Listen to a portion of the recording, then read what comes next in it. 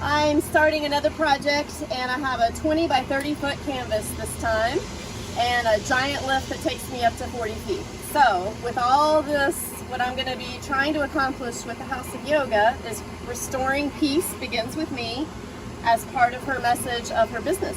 She is an energy healer, and she offers yoga classes for peace and meditation and healing, and she helps a lot of people with both physical, mental, any issues that they're dealing with. She can help restore peace, and that is a really exciting, fun challenge to tie in with storytelling. So basically I'm trying to tell a story of the origin of yoga, and we decided on one seated figure who was actually one of her yogis here. He actually practices yoga here, and he came to the studio after a tour in Afghanistan, seeking both physical and mental peace and a fresh start.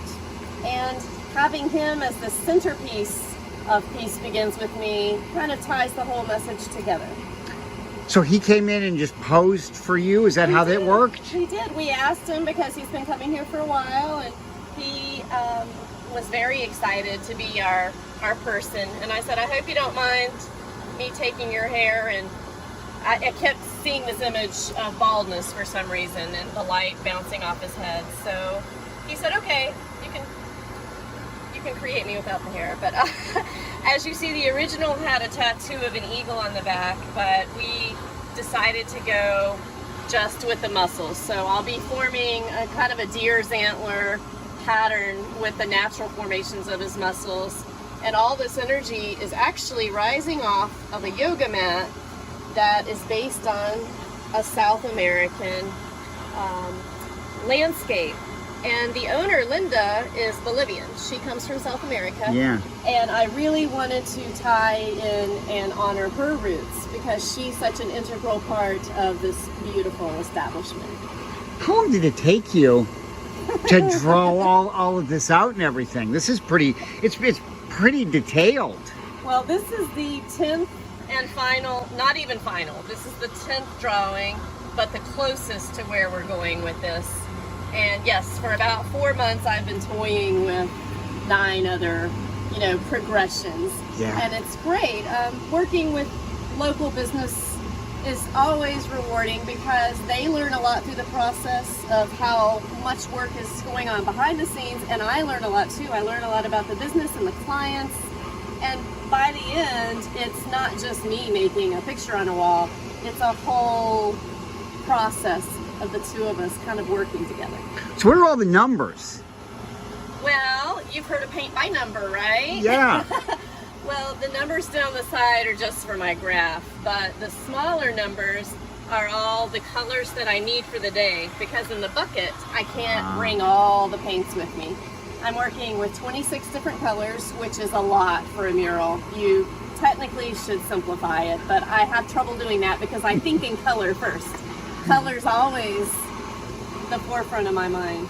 And my favorite day of all with the mural is going to the paint shop and getting those 26 swatches and handing them to the poor person behind. And I always make sure I give them a gift card and a Wawa, a meal to thank them for 26 mixes. And the lift, you're not having to climb up and down scaffolding this time. No, but I do get to wear my snazzy little harness here. So this is definitely something that takes a little getting used to. Oh, look at that. If you haven't used it in a while. It's basically required for OSHA standards. Okay. And it's an extra 5 pounds to put on every day. But it is a safety feature. It catches you with a nice big clip here. And you have about 10 seconds to climb back up before you lose circulation in your legs from it. So hopefully I'll never have to, implement this safety feature, but at least I have it on. And you were telling me you had to go through training to be able to operate the lift. Yes, in order to rent a lift of this kind, you have to prove and have your certification with OSHA people. So if they do come to visit your work site, they want to know that you know how to operate it safely. Yeah. This is fun. This is going to be so colorful. And on 610, this building was just going to, this will become the landmark that you can say, you know, where the mural is. I hope so, and I know that there are so many symbols for everyone to process, both quickly driving by and seeing the big message of peace begins with me at the top, but also when a person comes in, there's so many more details to unfold, like the sacred circle. The nautilus pattern repeats throughout the world in so many different applications, from giant hurricanes, which we're used to seeing on the meteorological images, fiddly ferns, sunflowers, nautilus shells. They all repeat this pattern, and in Italy they call it the Fibonacci sequence, and mathematicians. And this sacred circle is a mathematical pattern that repeats itself in the universe.